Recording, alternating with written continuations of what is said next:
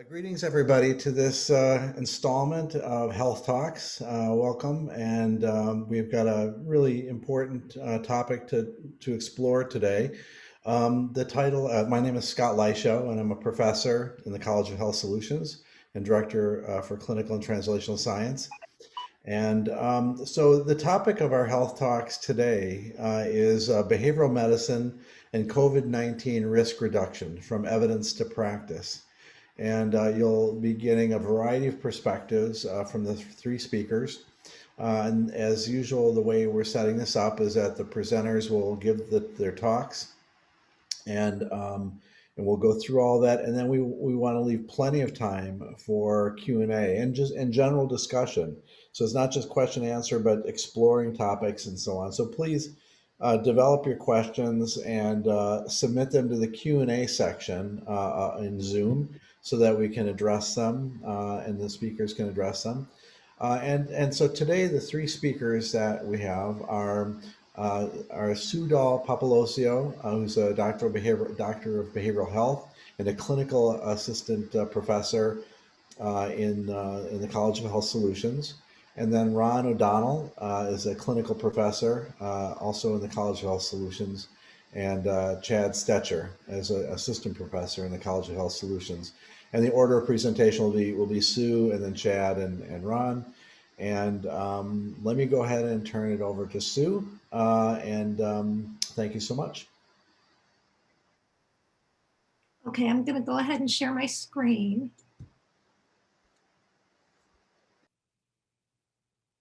Okay, can everybody see it? So today we're going to talk about behavioral medicine and the COVID risk reduction from evidence to practice. And we're really talking about how do you sustain behavior change and achieve meaningful behavior change. These are our learning objectives. And the real issue is the people who have chronic conditions or non-communicable diseases are at higher risk of more severe symptoms or worse outcomes when they contract COVID. So addressing the behaviors through lifestyle choices of those who have the chronic conditions can reduce their risk of having these worse COVID outcomes. So it really all comes around to making meaningful behavior change so that you are healthier if you are and you contract COVID. So how do we obtain meaningful and sustainable behavior change? It really is a population health approach. We need to have the mindset of it's not just telling a patient you have to change your behavior. It's maximizing self-management skills and doing this within the population across chronic conditions. Some of the strategies are develop community-based self-management intervention programs. If we do this at the level of the community, we have much more likelihood that of sustainability. There's more access, there's more coordinated community involvement.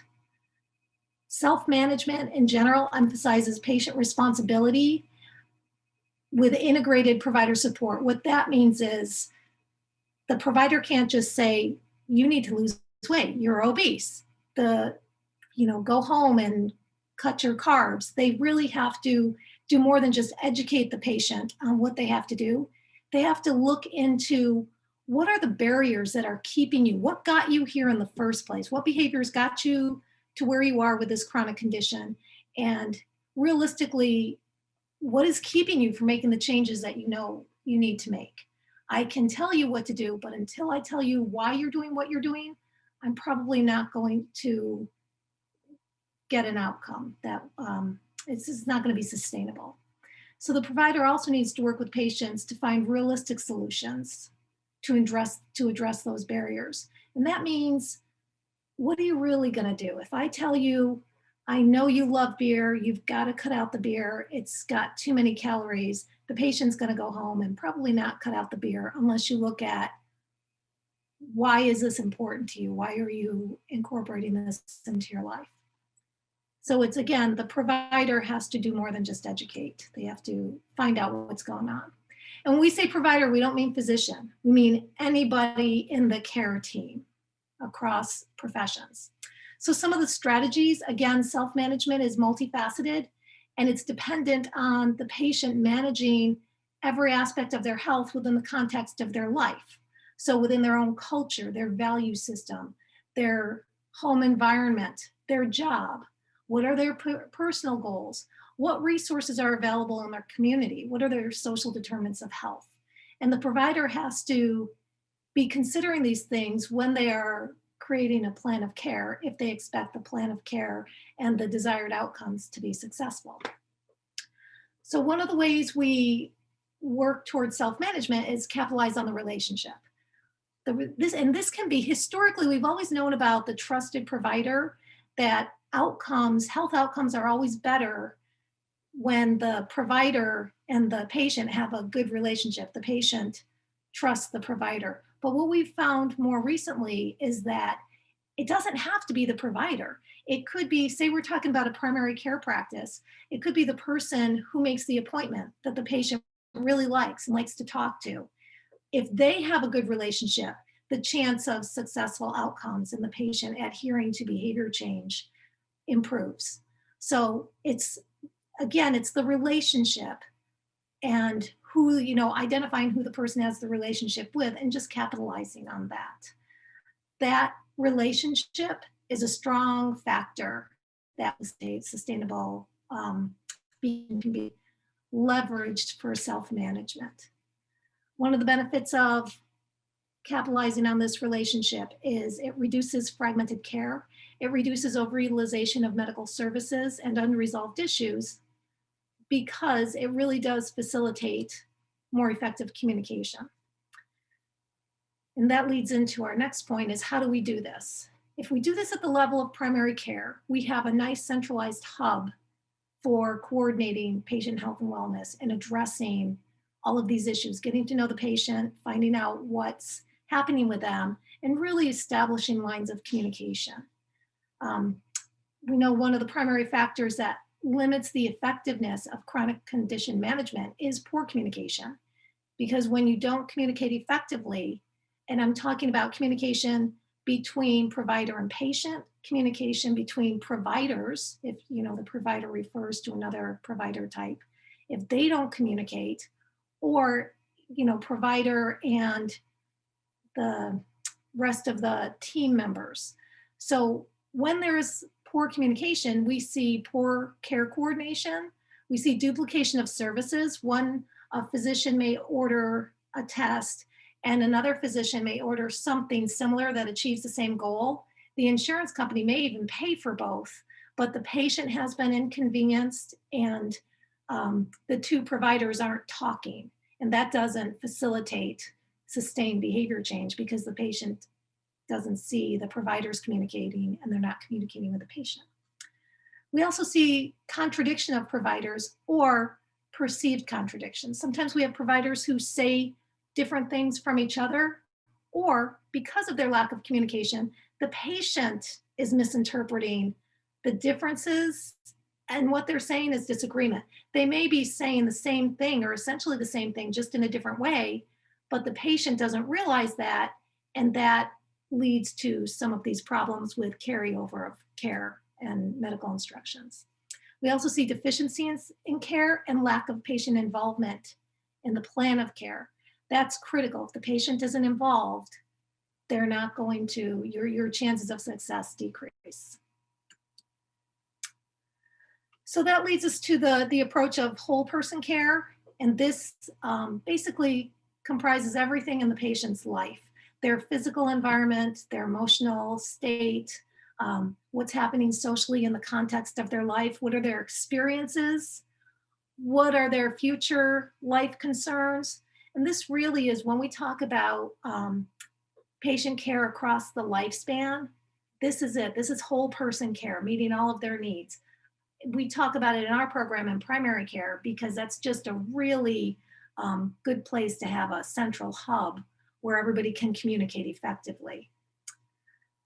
So with whole person care, we address lifestyle choices and behaviors that affect chronic conditions, the development of them, and the management of them. And we do it in the context of the patient's own habits, roles, and routines. We have to, you don't want to fight what they're doing. You want to work with what they're doing if you expect to achieve some sustainable change. We need to consider their family support or lack of support, their community environment, their work environment. What is their culture? What's important to them, their value system. If to achieve sustainable change, we need to consider all of these things. And I've given you some examples here because this is really a huge topic and I've only got like 10 minutes to talk about it. In the context of nutrition, because that's such an important part of health and wellness, and especially in the context of COVID, if, in an effective behavior change related to nutrition can have an influence over outcomes. So to achieve behavior change, you want to approach eating as an experience, not just, hey, eat these foods are bad, these foods are good. We as humans, we really approach eating as it's an activity. So we need to determine what's important to the patients, what are their values, their beliefs, their culture related to food, and find out any barriers that they identify to making behavior changes that are in their best interest.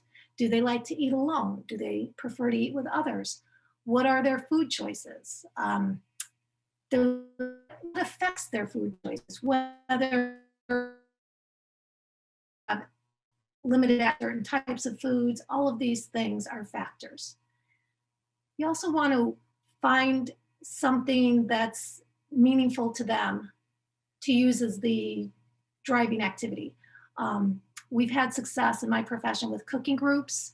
Groups foster relationships that often outlive the group and can further assist in sustaining the behavior change, the desired behavior change. They provide a support system with the patient, and they increase the likelihood of sustainability. So if you're going to do something like that, the first step is choosing a meal, and the patient has to be involved in every aspect. You can use this opportunity to teach the patient about nutrition. Take them shopping, look at food labels, what things on the food label, because they can be overwhelming, are the most important to them. Help them be consumers in this process, consumers of information. Talk to them realistically about how the food they're choosing makes them feel. If they're planning to go for a run in the morning, what should they eat the night before? How is that going to affect their energy level the next day? And these are just some examples. You want to plan all aspects of the meal with the patient, the schedule, the vegetables, protein types, if they're going to have wine, what type, how much, build on the experience that is meaningful to them. Because again, you don't want to take away everything that's important and say you have to change everything. You want to work within what's important to them. And then the last points I want to make is the patient, again, has to be involved in all aspects, including writing the shopping list, going shopping, choosing what utensils and cookware they're going to use. That makes it very personal to them, and they're more likely to keep doing these behaviors if they have good experiences with them.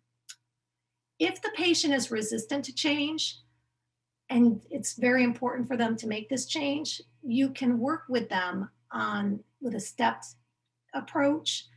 A couple of examples I've had luck with is if they won't give up whole milk, which is 4% fat, but they need to cut their fat, you can gradually mix whole milk with non-fat milk until you get to non-fat. So they gradually get used to it, and they often prefer the lower fat in the end.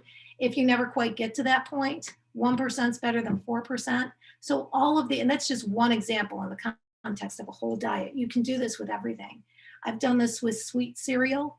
They don't want to give up sweet cereal, so you gradually mix, like Honey Nut Cheerios is sweeter than regular. You gradually mix in the regular until they're used to the less sugary version.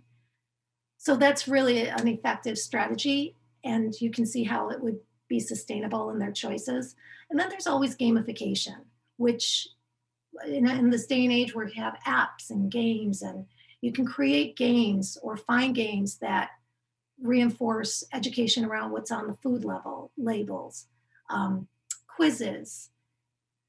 Sometimes people tend to have a competitive nature, sometimes with themselves or with each other. You can capitalize on that to facilitate sustainable behavior change. So these are just some example strategies, and I have resources at the end.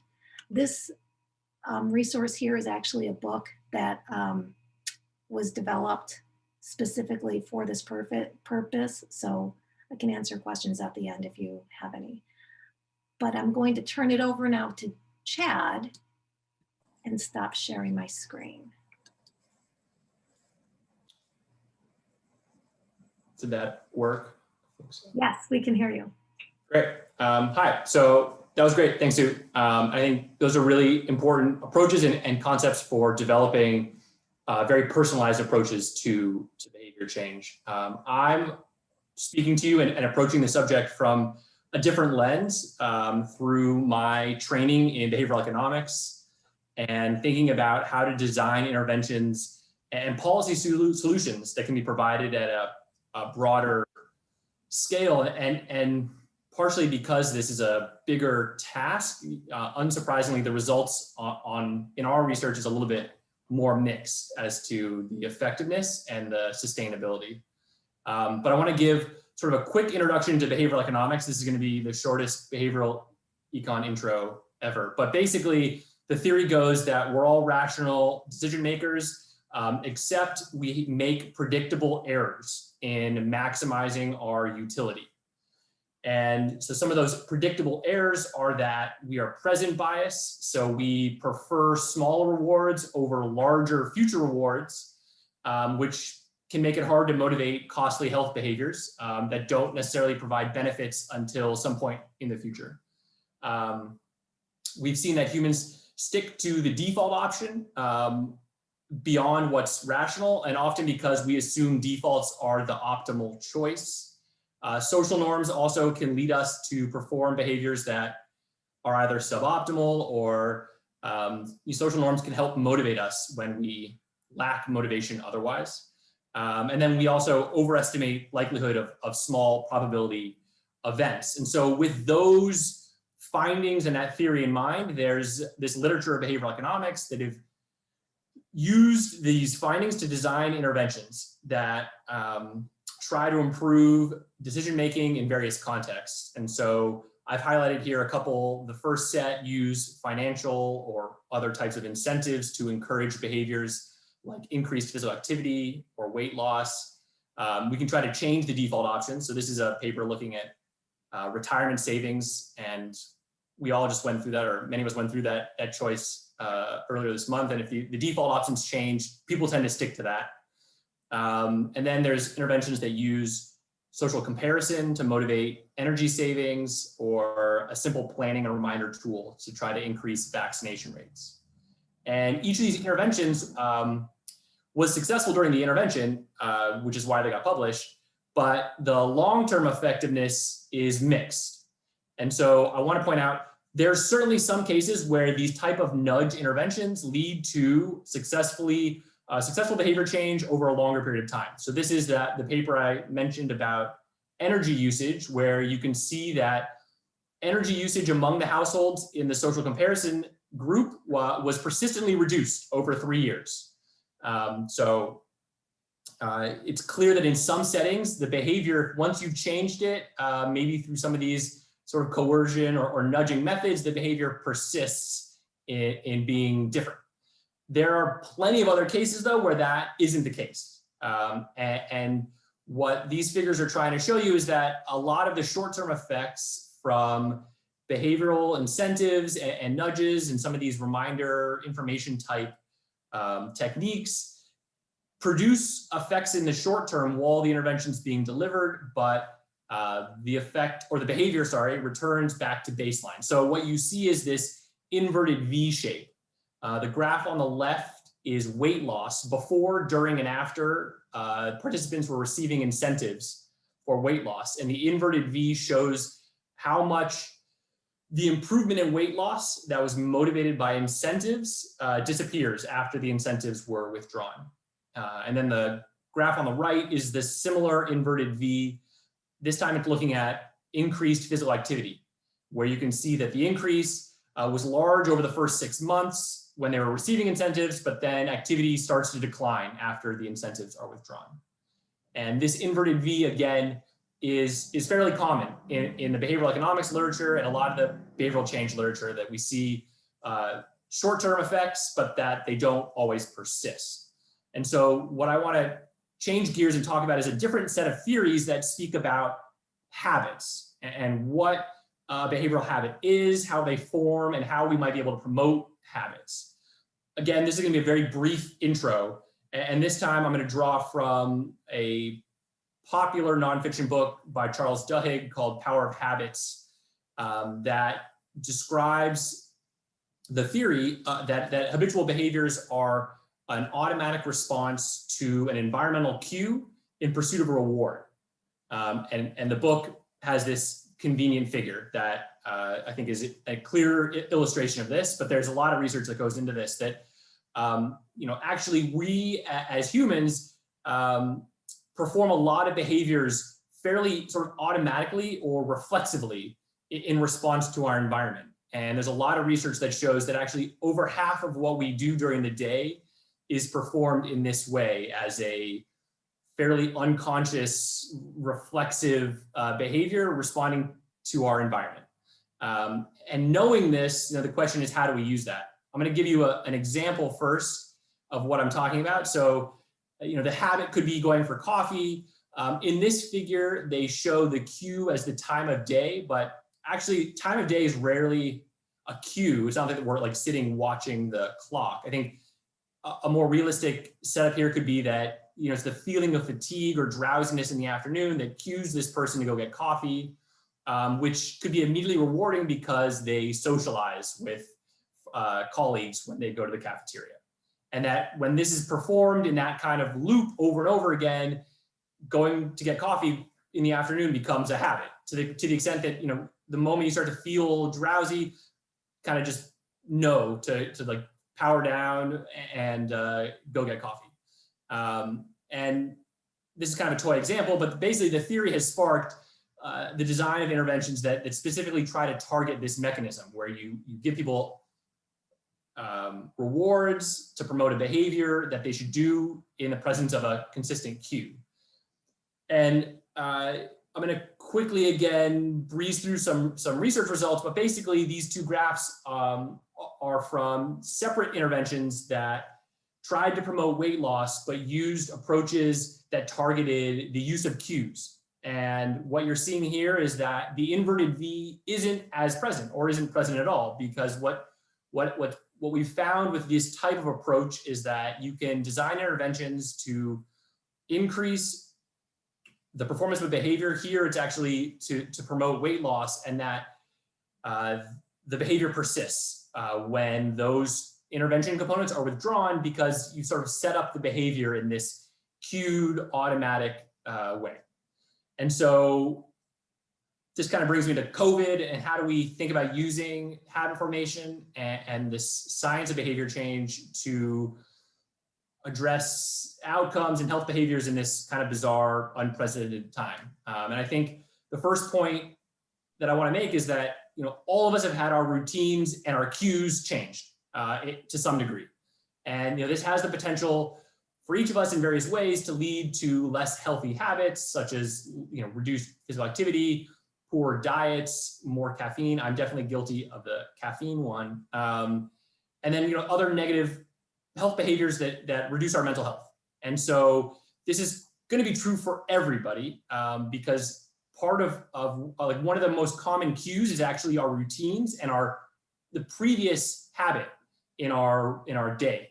And since a lot of our days have been upended by working from home and childcare and dealing with homeschooling, we're all going to have to sort of experience shocks to our habits.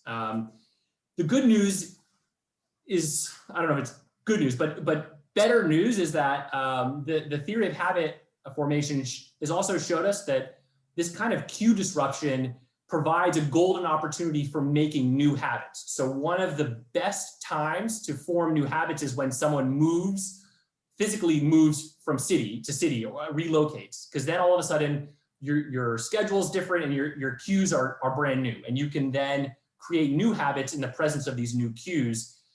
And so a takeaway, this sort of last point, is that in the time of COVID, while we haven't moved, and hopefully no one's moving, but we have new cues because our routines are different. And maybe that's just working from home all day or having children in the house all day. And this can be both good and bad. Certainly it's going to damage prior habits. And so when you think about trying to reinstate older, healthier habits, that will have to be rewired for these new routines and cues. But similarly, there's this opportunity to build new habits around these cues. And so kind of a final point is that while we're trying to adapt to life in COVID, we can use this as an opportunity to create new habits if you really start to structure and perform your new activities in a certain way. And I think that's something that Ron's gonna speak about, are specific strategies for trying to set up habits in this way. So turn it over to Ron. Just a second, please.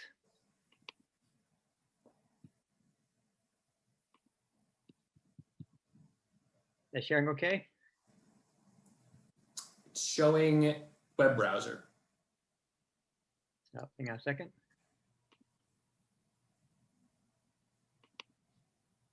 Here we go. Okay. So I'm a psychologist and a health psychologist, and everything that Sue mentioned, I believe in. All those techniques for changing nutrition, I think, are correct. And as Chad mentioned, in this time of the COVID pandemic, I think lifestyle change is even more difficult than in pre-COVID times. On top of that, our track record for lifestyle behavior change is not great. I have a Cochrane review that it concludes evidence suggests that health promotion interventions have limited use in the general population. And not very encouraging for all of us trying to go out there and change health behaviors. An article by Richard Cohns, he reviews the cardiovascular risk trends in the United States, and he finds they're getting worse and worse. And his conclusion is we should begin aggressive use of statins at an early age on a high frequency and high level to address cardiovascular risk. Lifestyle change, he says, that's fine, but the evidence says it's not being effective. We need something else. So I don't believe that's our approach we have to take, but I think we have to weigh the evidence and be aware what we're doing is challenging. Now, I'm trained in many health behavior change approaches, motivational interviewing, the trans-theoretical model, self-efficacy, cognitive behavioral therapy. And one thing they have in common is that they're often difficult for our consumers, our patients, to use. To complete long self-monitoring forms, et cetera, can be a challenge. So I think one thing we're going to be seeing is, based on the work Chad summarized, how can we become better at using habit change science and techniques to make habit change easier? And that seems paradoxical because changing habits we just saw from the research is difficult to do, lifestyle habits. But I think based on the work Chad summarized, you're seeing quite a few books in the popular press come out that are very more self-help books, but they're very clearly focused on ways to make habit change easier through systemic efforts and based on habit change science. So these are all books that are out now, and I recommend them all for a read, but they have some things in common. One, rather than having a goal, I'm going to lose weight, I'm going to start taking more steps, they begin with your identity. Who do you want to be as an individual? What kind of values do you have? In this case, I want to be an athlete. I don't want to start exercising, I want to be an athlete. I want to be a healthy eater. That makes it easier to have a goal that's achievable based on taking small steps. Making it easier, taking small steps by setting up changes in your habit routine that Chad was talking about, to do small things. Even 1 minute of something is better than doing it not at all. These are all things in these books cover in more detail. I can't cover now in 10 minutes, but they talk about terms such as habit stacking and habit shaping. I'll mention in my work, I'm heavily involved in a lot of training and consultation for clinicians in China and Southeast Asia. And if I go there, it's about cultural adaptation. How do I take Western-based behavior change approaches and make them really easier, because they haven't got the clinician resources to have nutritionists and psychologists available in their health system. I've got to find ways to train physicians and nurses to use change techniques that are easy. And these books are all a good example of that. One example, of course, is making things easier is the My Plate approach in the government now. Rather than trying to have individuals use their calorie counter and counting fats and sodium, training individuals to use simply a portion size on a plate to eat more healthier foods, less unhealthy foods. That little smartphone app next door is from my colleague here in Health Solutions, Matt Blumen. His smartphone app, BeWell24, incorporates this exact approach. Rather than trying to have an individual keep count, let's find a simpler approach that still has the same effectiveness. I can say in my case, I tried a while back again to use my MyFitnessPal to do my daily meal tracking, and I gave up after like a week and a half. I just couldn't sustain it given how busy I am, and I wasn't motivated enough to keep on using that tool. So we got to find simpler ways to educate patients on how to change their behavior and using habit science. This is from a company called Precision Nutrition. I signed up recently and just went through their promotional materials, got access to their training materials. This is an example to me of, again, simplifying things. They use a very clear approach of using hand portion sizes or finger portion sizes to help educate the patient how much of what type of food to eat during the course of the day. Again, much easier than trying to start tracking on a self-monitoring form your daily food, crosswalking the calories, crosswalking the fat content, sodium, et cetera. So I think we're seeing a movement towards using simpler techniques that still will be effective, is our hope clinically. These are examples of habit shaping, just so you can see what it looks like in actual practice. If your goal is to become an early riser, begin with some small steps. Try and be home at 10 o'clock each night. Take different steps as you accomplish one phase, one habit change, move on to the next one. I'm not going to read these all. You can read them yourself and just see you're trying to add small changes, and they become a habit, have become habitual, then go on and add something else. And that's called habit stacking. So the example here is you try and take existing cues. I think that Chad's really on target about the cues being important. If your refrigerator is a cue, you need to do things to arrange that so if you open the refrigerator, you're planning to have things like fruits and vegetables, healthy foods, visible, not your ice cream and cake and other kind of things like that. But habit stacking involves taking cues, using a cue, something you're already doing, having a cup of coffee. When I finish that already existing habit, I'll add a new habit, even if it's very brief. I'm going to try and do meditation. I'll do it for 1 minute after my cup of coffee. Trying to become consistent in small goals to help you build your own self-efficacy and confidence. These techniques seem to me to make common sense given my training in behavior change from other models, but the fact that they're simplified and made easier for patients to follow, to me, is the key for them being having more utility in our clinical practice.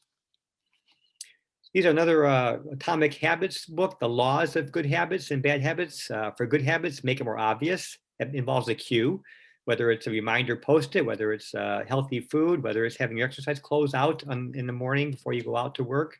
Making it attractive, making it something you want to do. Making it easy. Easy often means making a very small step in the right direction rather than trying to do too much and suffer failure. And making it satisfying. It must still be rewarding to make it work. And the same rules apply for bad habits. Make it invisible. If you don't want to eat ice cream, don't buy ice cream, right? Make it unattractive through other kind of techniques, making it difficult to obtain that behavior, and make it unsatisfying. These are all things that the book goes into and very clear examples that you can use with yourself or with patients. So aside from, of course, the science of habit change and making that science more accessible to our patients, we're seeing health technologies explode in terms of especially nutrition. We're seeing smartphone apps, gamification, Sue mentioned, food label scanners, going to be able to go shopping and quickly see what kind of foods are recommended or not for you. We're seeing an explosion of AI-based, I would call them gadgets. Hello Egg is a AI egg, shaped like an egg you put on your countertop, and you can give it voice commands that will show you on a small screen how to prepare meals with videos of different healthy meal preparation based on what your request is. NutriBullet Balance, another technique for trying to use a small technology to better develop a diet plan. Hydrate Spark is simply a water bottle that's AI enabled to give you feedback on what you're drinking and calories and amounts. Blueprint Fit is a home blood test. Look at your home blood test and monitor your own blood levels for different factors trying to improve your health. I'm not endorsing it, I'm just giving you an example of the many technologies that are out there to assist patients with behavior change.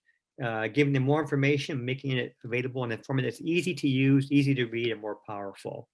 Again, we know from the research, though, I saw a recent article again on smartphone apps that the evidence is still, low for those being used in the general population. There are many anecdotal studies we can all find to go to and say, yes, this worked here, but in aggregate, the evidence is still accumulating. And it's very clear from technology, you still need to have a human being, a clinician, a health coach, helping patients for any kind of technology become effective at using it.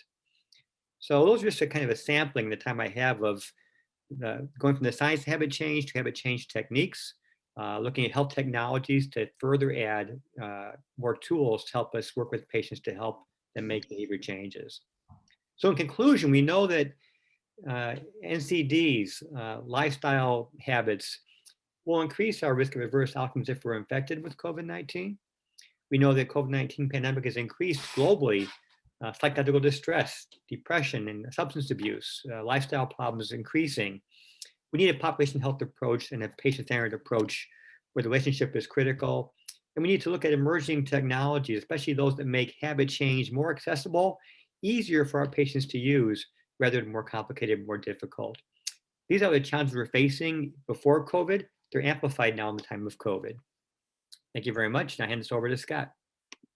Great. Thank you so much, Ron. And thanks to Chad and Sue as well.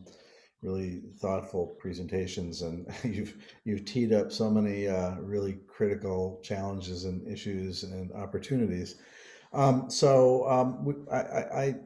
got one question that's been posted into the Q&A section, and I've got one or two that I've been thinking about as well to get things started, and hopefully that will get the conversation going. So the first one is in some respects a challenging one, and so I'm going to put it to the group, and we'll see who's. Any of the three of you can take this on. So it's a straightforward question, which is how long does it take to change habits? That's a tough one. So who wants to start? So I don't have a ton of experience with that detail or a ton of insight, but I've looked into it, and just to see what the literature says, and anywhere from, the last thing I read was about anywhere from like 18 days. I'd heard 2 weeks, but the last thing I saw was 18 to 254 days with an average of about 66 days. But I suspect, just knowing what I know about habits, behaviors, and routines, is there's going to be some variation based on the individual, their goals, their motivation for change. I don't think there's one number for everybody, but. I jump in with that, maybe 3 answers to that question. One, there is science based on what Sue said about how many days it takes to maybe form one new habit. Maybe weeks would be the right answer for especially a small habit. And look at the research, look at the diabetes prevention program, about 12 months to really make sustainable, lasting changes in nutrition, physical activity based on a comprehensive program. So that's another marker.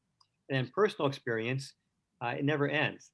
As we age, metabolism slows, life situation changes. I'm constantly looking at my nutrition, physical activity. It never ends. And I wish it would, but it gets harder with time rather than easier as we age. So habit change is a lifelong process from my point of view. When we were creating this presentation, this is one of the things that we talked about. What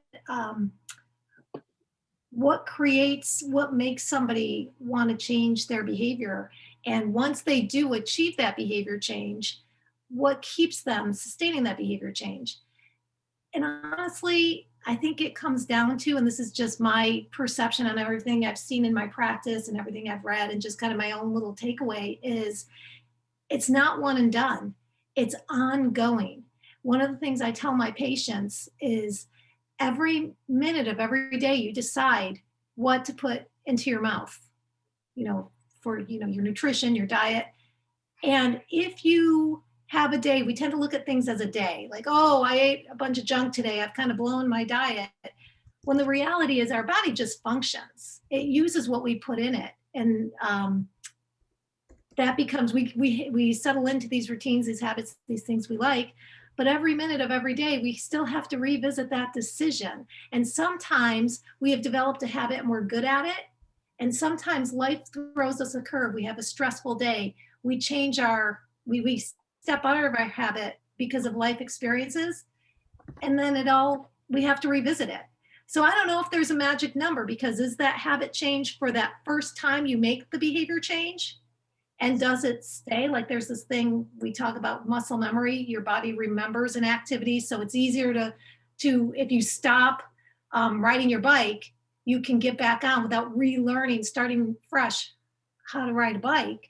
So does that shorten that period? Maybe that's why we see such a wide variation in documentation about days for behavior change. So it's ongoing. It's until we die, we still have to work on healthy behaviors, I guess. Chad, do you have any additions? 57 days. No, I don't know. I mean, the paper they cite is one that, like, it's a spectrum. It depends on the complexity of the behavior and the person. But I do think there is a role for these kind of automatic habits in our lives that it's too much to really think through all of your behaviors every day. So. And even though I'm not a speaker, I'm gonna add one comment on this, given my work in the addictions area, is that we have to keep in mind as well that behaviors are tied to neural circuitry, and neural circuitry gets reinforced from the time before we were born.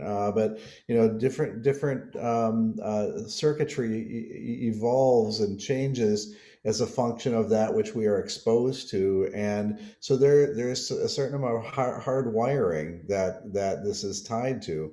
And you get receptors that upregulate and downregulate depending on exposure. So you get changes in dopamine levels, that are tied to the engagement of behaviors, because you might engage in a particular behavior repetitively, and that repetitive behavior makes you feel good, and so that that reinforces a behavior, and that then changes the actual structure of the brain. So it's complicated, because it's not just a habit, it's not just a behavior, there's a biology that drives it too, that makes it much more complicated.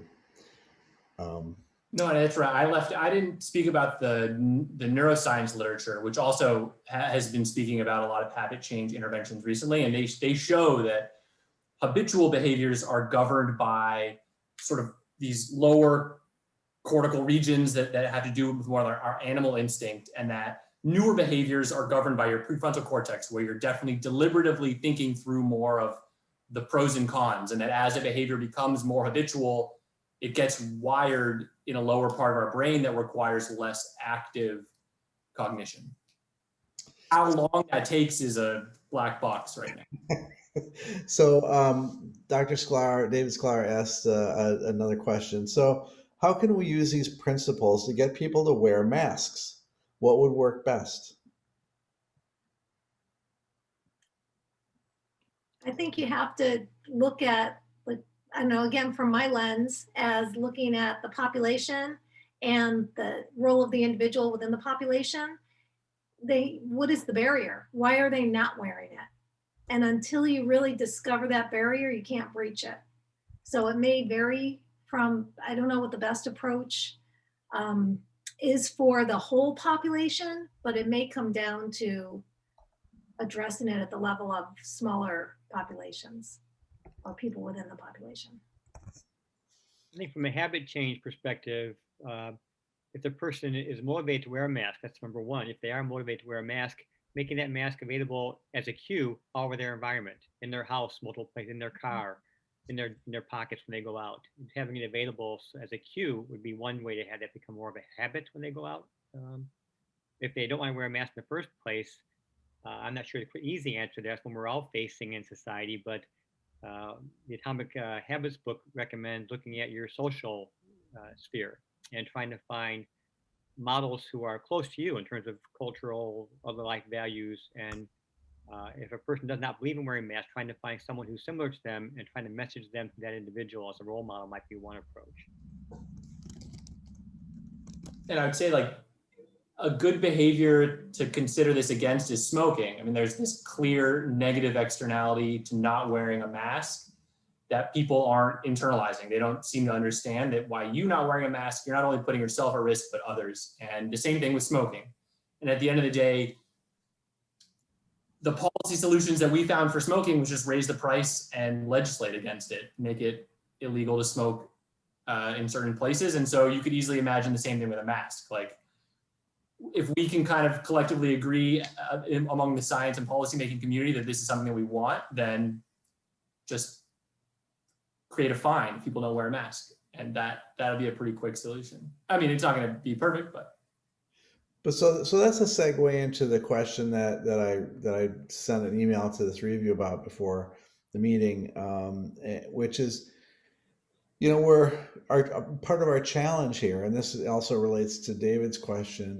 Part of our challenge with respect to behavior change is the reality that, you know, sometimes people don't want to change their behaviors. You know, what I might think is a valuable thing to do, a benefit to the person, benefit to society.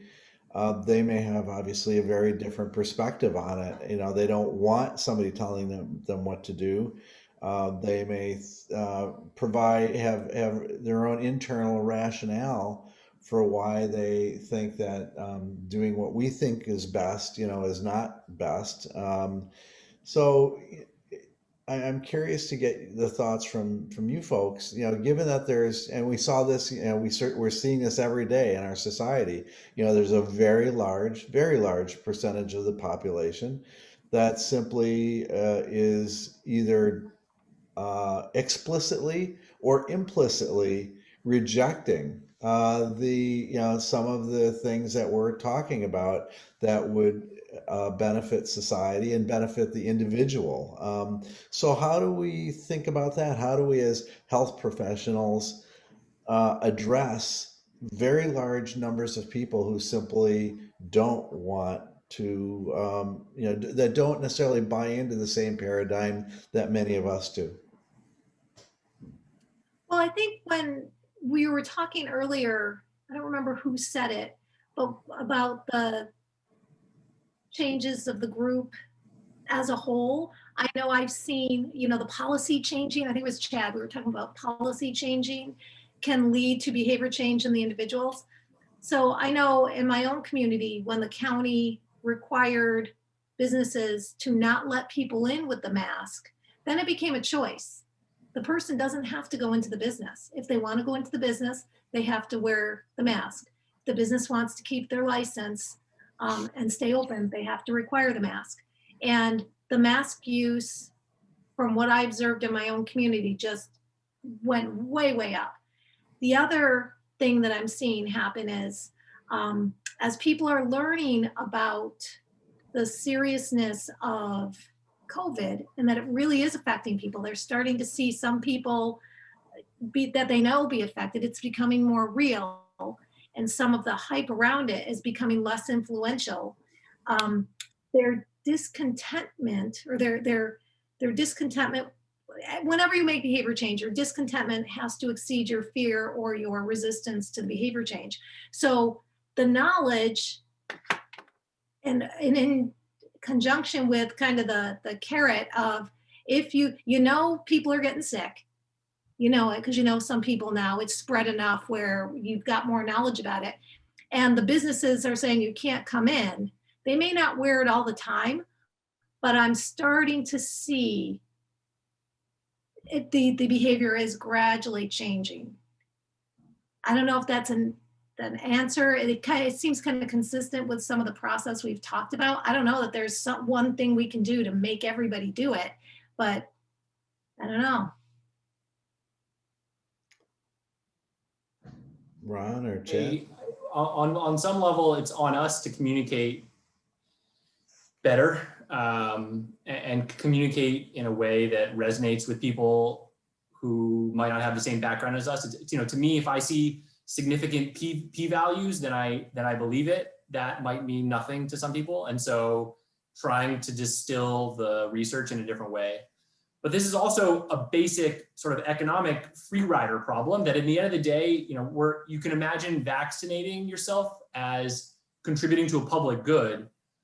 And if I knew that every single person in this talk was vaccinated, then my incentive to get vaccinated is probably pretty low. And this is kind of a natural phenomenon that, like, when we're trying to get people to contribute to things, you'll have people that are reluctant and maybe want to wait and maybe not at the end. Because at the end of the day, everybody doesn't need to be vaccinated.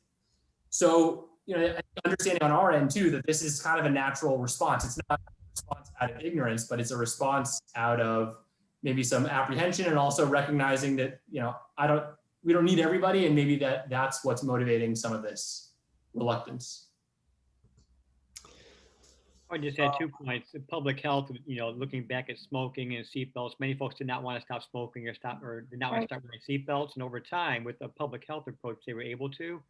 Secondly, maybe more for our conversation, I know from talking to my colleagues in Thailand and Singapore and Taiwan, they did things that are very clear to have punishment if you did not follow their protocol for managing COVID-19. So if you're came down positive, you had to use the smartphone app that tracked you with GPS. You could not leave your house for 2 weeks unless you want to face fine and/or jail time. And those are very powerful behavioral punishments applying to people that they follow. Now, it's different culture too. The culture, I think, is very different in those countries than our country.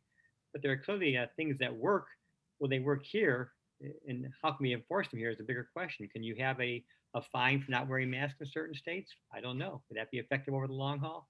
Maybe a combination of the carrot and the stick, trying to use persuasive public health messaging with some kind of punishment, literally, for violating these standards might be a combination we look towards. Well, I mean, a challenge with that latter is there's maybe an assumption that somebody or some organization in a decision-making role will actually implement something like that. But when we have a scenario where those in decision-making roles, I mean, we're seeing in our society today, simply reject science, they're rejecting evidence, then what do we, do behavioral scientists say, well, that's that? Or are there things that we can, are there behavioral science methods that we could be exploring to shape the behavior of policymakers? I mean, is there, are there methodologies that could be employed to do that based on what we know in the behavioral science literature, whether it's through, developing the right contingent reinforcements or, other kinds of things. So I'm curious about what your thoughts are on that. My first thought is the contingencies among politicians to do things to get votes are much stronger than contingencies to do things to improve health behavior. That's going to be a very tall order. Yeah, agreed. Not that we should not try. I'm just saying it's difficult. Talk about patient behavior change being difficult. Politician behavior change, maybe even more so. Yeah, Chad, I don't know. You thought, I mean.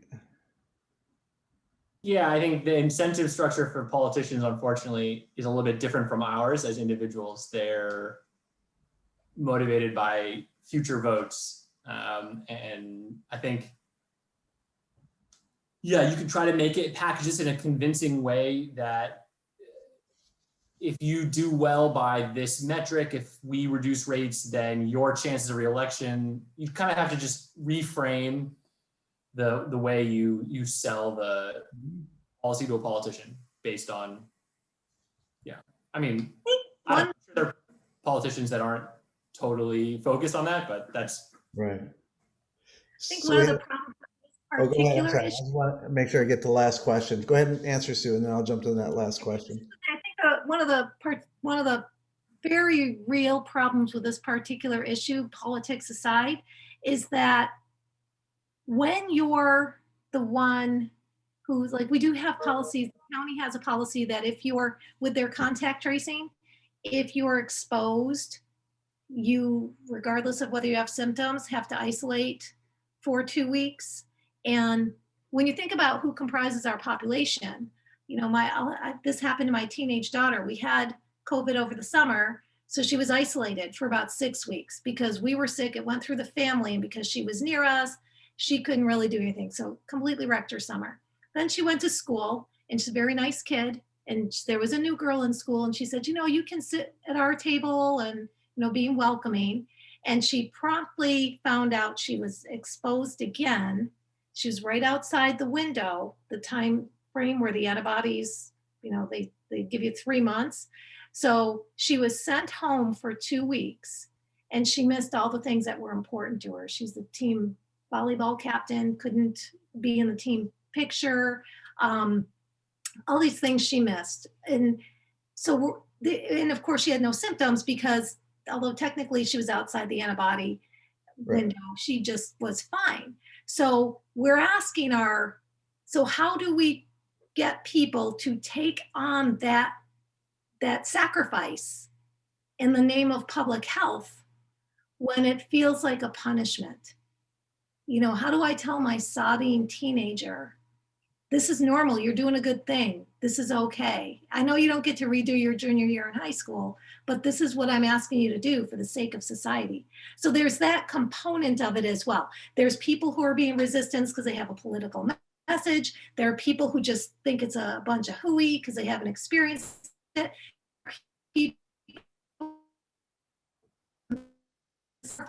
And it's in hard discussion.